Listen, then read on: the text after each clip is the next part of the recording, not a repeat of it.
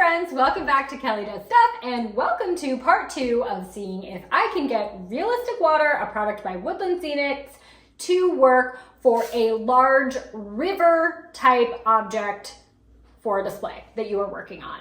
If you are wondering how we got to this point, check out my part 1 video where I tried to use realistic water to create a large green river for my St. Patty's Day display.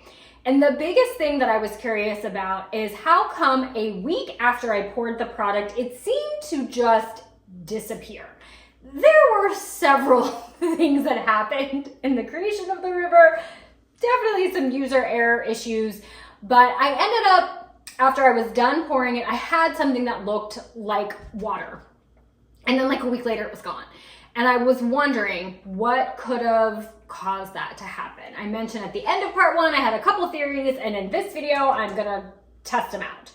So for my St. Patty's Day river, the product I used was old. It was a product that I had opened in 2022 and had left storing in my house. Don't know what the shelf life is, but maybe having it open for over a year impacted the way that it cured. So I got brand new, never been opened, realistic water product.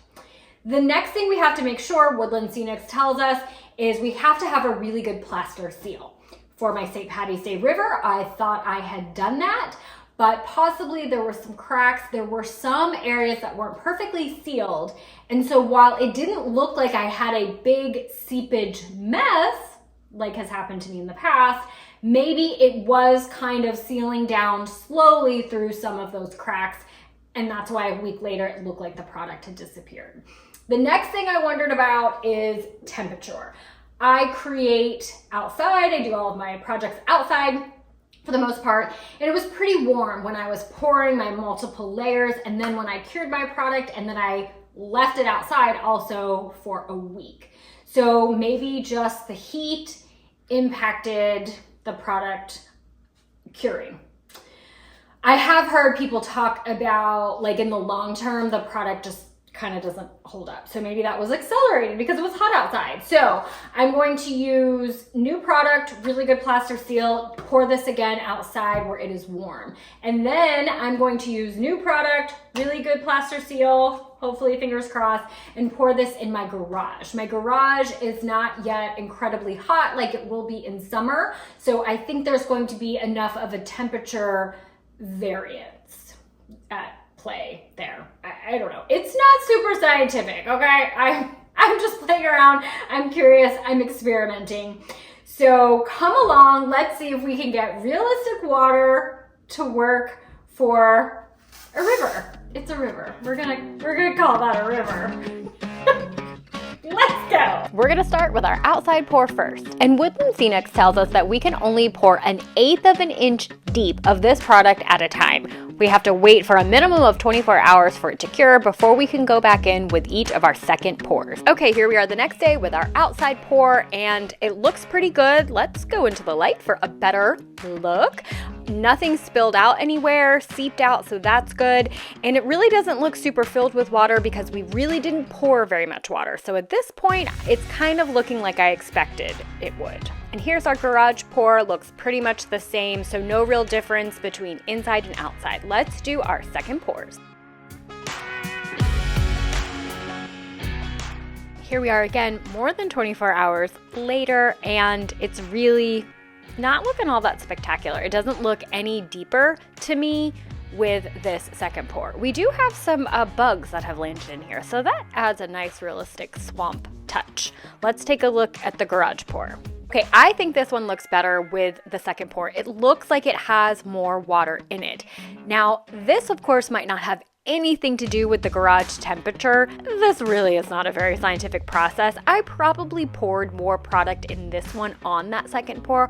Also, I'm wondering if because the paint is blue and I associate like blue with water, if the overall effect just kind of looks like it has more water. Not sure, but I do like how this looks. And here we go again with our third and final pour on both of these, and I'm gonna finish the bottle for both pours. And on this last pour for the outside piece, I'm marking the water line because it was looking like we were retaining more of the product with the garage pours, but it's really hard to remember exactly where that product line was when it pours versus when it cures. So we'll see if this helps us out. And here we are about a day and a half later after that final pour to look at the final result.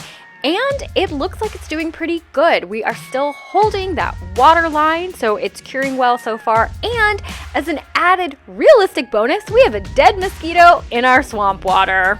And doing the touch test, it does seem pretty solid and cured well. And taking a look at that final garage pour, great news is the water, it holds really well. I'm really pleased with how much it actually looks filled with water. It does look a little cloudy still, which had me thinking that maybe it wasn't completely cured yet. And then after touching it here, you can see that the water does kind of come up a little bit. So this is going to need a little bit more time to cure. All right, and 12 hours later, it is definitely more cured. It is a little bit sticky and tacky. I think things would still stick to it if something fell onto it, but it definitely has cured better after 12 hours. I think it looks like the garage pour does have a bit more water, but you can see the swampy pour is still kind of holding that line, so it could just be like an optical illusion based on the color of the water. But I think this looks much better than what we had with the St. Patty's Day river that I was doing. Of course, after a week, that was really when the water went away, and of course we didn't pour as much water. It really came down to the third pour. So to get the depth that you need, if you want to do something this big, it seems like you're going to have to use that entire bottle of realistic water. I would say that I would use this product again for small bodies of water that I'm wanting to add to my displays. But let me know what you guys think. And thank you so much for joining me for part 2 of this very unscientific scientific experiment. I look forward to seeing you next time, and happy creating!